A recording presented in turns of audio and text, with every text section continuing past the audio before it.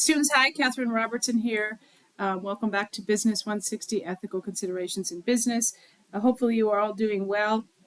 All right, this week, in week 6, we are looking at chapter 8. And one thing that you will note about chapter 6, there were a few things that were not revealed on Monday or late Sunday. They have been revealed as of early this morning. And so one of the things about week 6 is that the work that typically is due this coming Sunday, you will have an extra week to work on it. So week 6 materials will also be due at the end of week 7. So there technically is nothing due at this weekend. So you kind of have a weekend off, which is not typical, but both week 6 and week 7 will be due at the end of week 7, which is March 22nd. All right, so first, let's touch on the case studies in ethical IA PDF. That is here in week 6, which I had already revealed.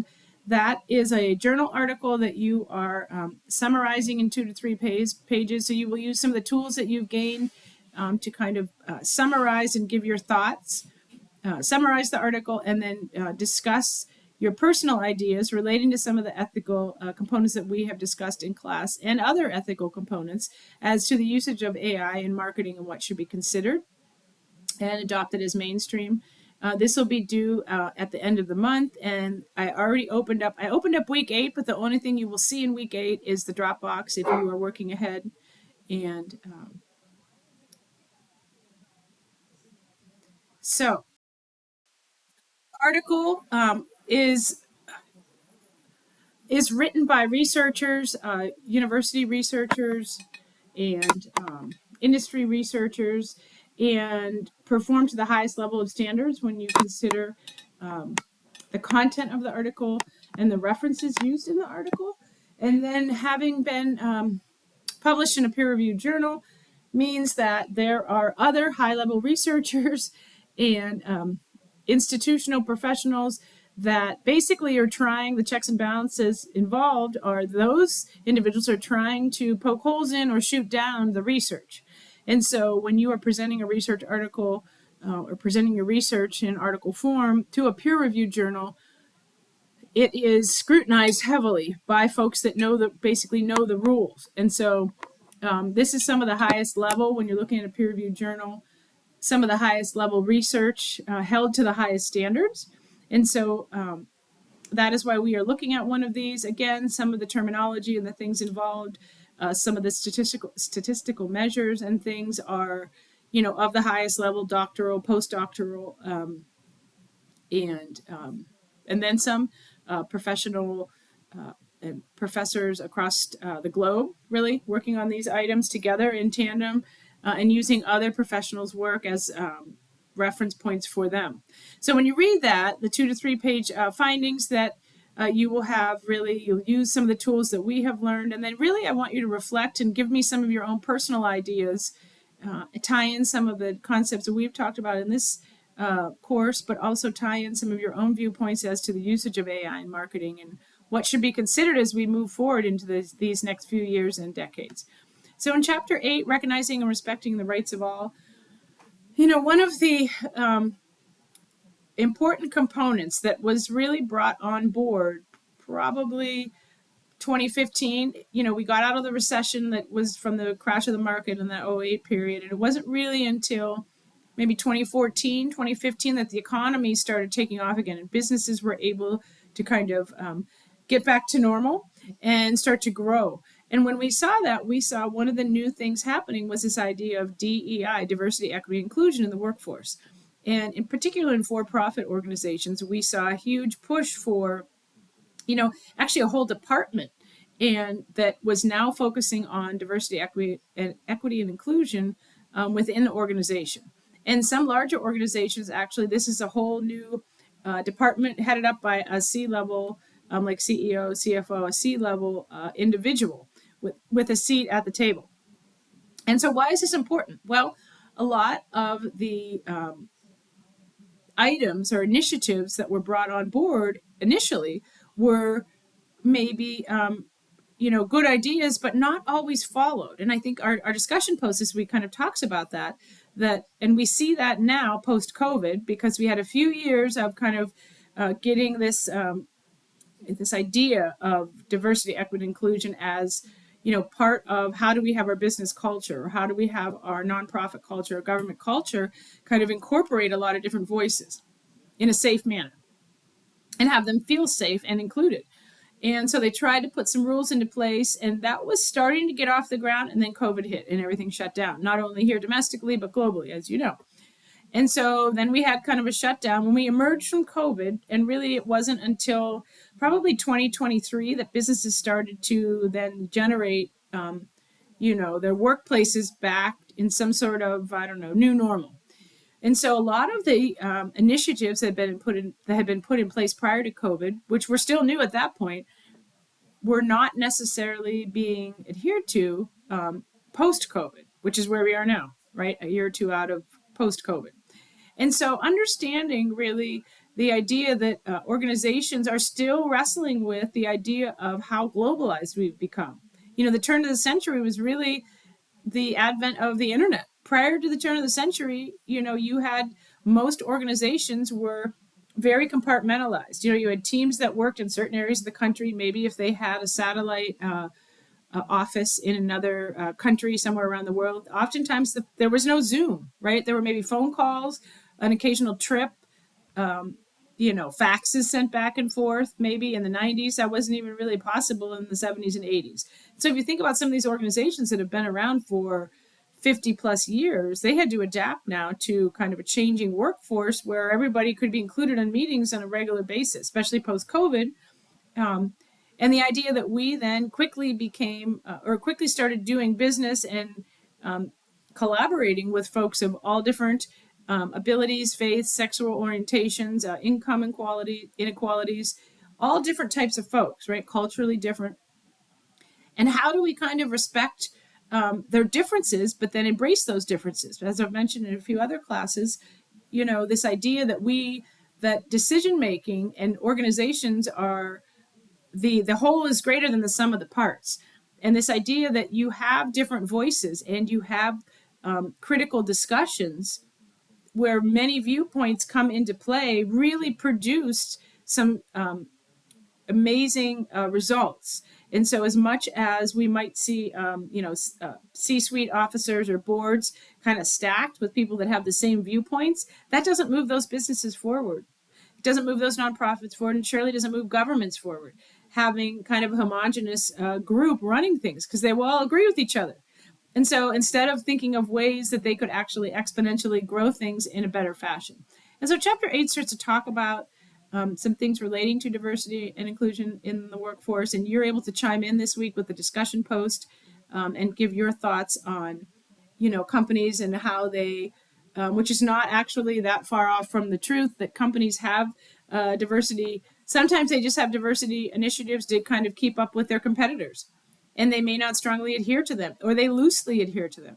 I had a colleague that did her doctoral research on DEI, or diversity, equity, inclusion, in upper level administration at large East Coast colleges. And she found that the diversity that they were kind of touting, that was their upper level administration, actually didn't exist really at all as they were touting it did. They talked about being a diverse institution, but they actually, in the upper levels, they weren't really diverse at all. And so that was an interesting finding that she came about. Some of my doctoral research involved looking at Congress and looking at, the diversity there. In the US, we have like 50-50, right? 50% men, 50% traditional women. And it really wasn't until the 90s that we even had women representation in Congress, making our regulations and kind of running our country.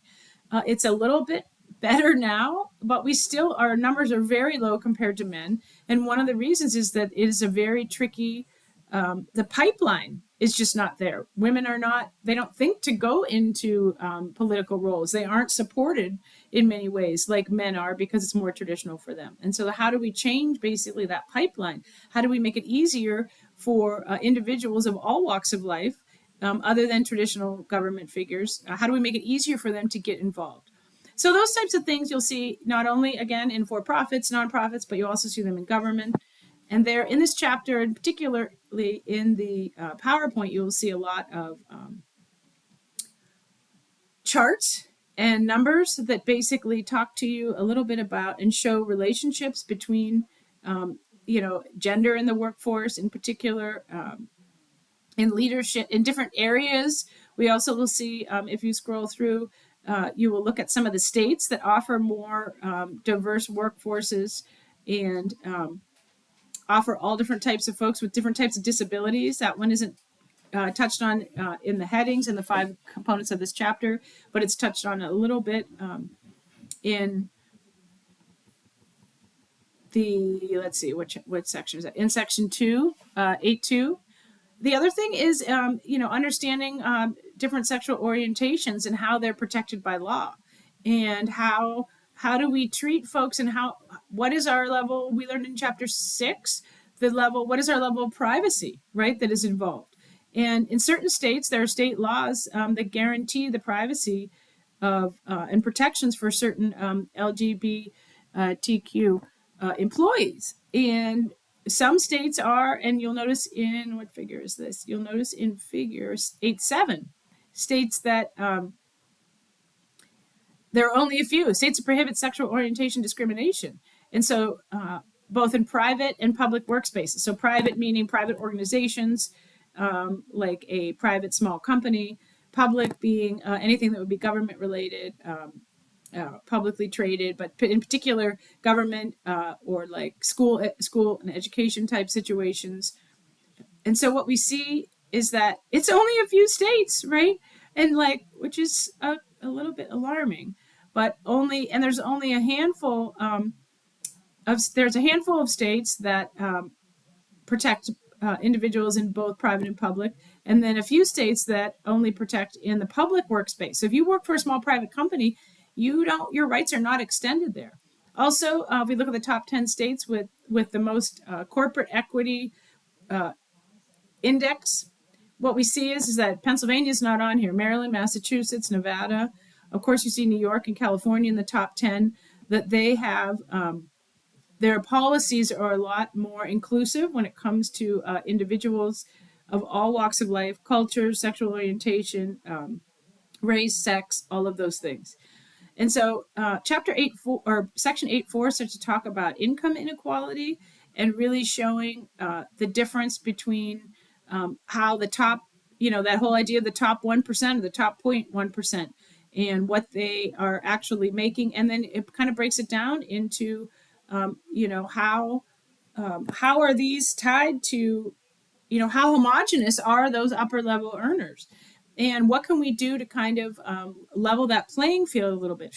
How can we build pipelines that will allow individuals from all different cultures and races, sexual orientation, those with disabilities, to kind of be able to have the opportunity to get to those highest level earning positions. And so the last section starts to talk about animal rights. And, that is something that we've seen really in the last 30 years, because we're 2026, that prior to that, prior to the early 90s, mid 90s, there wasn't a lot of regulation relating to animals. We used animals in all sorts of ways to test all sorts of products, food products, pharmaceuticals, medical items. The big one was always in the news was makeup, right? The makeup companies were, they came out and started saying that, we don't test on animals, but that really wasn't until the 2000s that they started using that type of marketing. And so, chimpanzees have always been used because they share a lot of similar DNA to us humans. So things that were going to be for human consumption or human use often would be tested on specific animals to see how they reacted. Since, over the last 20 years, though, we have noticed that a lot of animal protection and animal rights organizations have really brought awareness to how cruel this actually is and how necessary maybe even is it. And so that is kind of when you're thinking about that last section, 8.5, it's really about how animals fit into the picture. And so in this section, like other sections, there's also a great video here, diversity, equity, inclusion. video that is a little longer than most of the videos that I link in for you, but I think that it is very eye-opening and worthwhile. So make sure you take a look at that. Again, Chapter 8 homework is not due until the end of week 7. So if you have any questions about that, please reach out to me via email or text. I will be on campus tomorrow, midday, like 11 to 2. And then next week, I will be on campus all Monday through Thursday, off and on throughout the day, in the morning to midday, all 4 days. If you have questions in week 7. And there's also a discussion post, which many of you have already chimed in. That is also not due until the end of week 7. So again, the items for this week are not due until the end of week 7. So you'll have 6 and 7 due at the end of week 7. Nothing is technically due this weekend. You can work on your paper. I have week 7 at least posted. It says week 7. There's nothing there for you to view yet. I will post that this weekend, so you have that to work on next week for week 7. And week 8, the only thing that you'll really have in week 8 is the final will be posted. And although I have it open, and I have it both of those open, just so you can kind of see the linear progression from week 6, week 7, week 8. I have week 8 open so that you have that Dropbox if you decide to get your paper done early, and you worked on that and you want to turn it in early and be done. I wanted to make sure that was up there for you. Some students work at different paces relative to their projects. So I wanted to make sure that was revealed to you. If you're missing any work, try to get that in as soon as possible. You don't want to have zeros for anything. If you turn in work late, you do get partial credit. If I'm working through the grade book, so I appreciate your patience. If you reached out to me and you needed some sort of small extension on your homework or discussion post, and I said, okay, you posted something, it will still say late. That doesn't mean that your grade will be affected. The late is automatic because there's a date tied to it. That's overridden by me. It will still show up as late, but if you did the work and you had reached out to me, you are still able to get full credit for those. So it doesn't affect your grade. It just will say that. I know some students get worried about that. I wanted to make sure that that was clear. I wanted to make sure too that students came to my attention that some students may not be getting the messages that I send through Blackboard, because I noticed some of my videos are not being viewed by all the students. So I'm sending, as I did earlier today, sending an email right through Microsoft. I will send a message through Blackboard. You'll get 2 things, and then the same message through email. So hopefully between those 2, one will show up on your email. Some of you have emails that have like 2 boxes, focused and non-focused, and a lot of the Blackboard messages came to my attention are going to that non-focused, so you may not be seeing them. That could explain why some of the videos have not been viewed. So week 7, you shouldn't see anything there yet. Week 8 is only the Dropbox for the project. If you have other questions for me, as always, reach out to my email or text me, and we will figure it out. Have a wonderful evening and a wonderful week 6.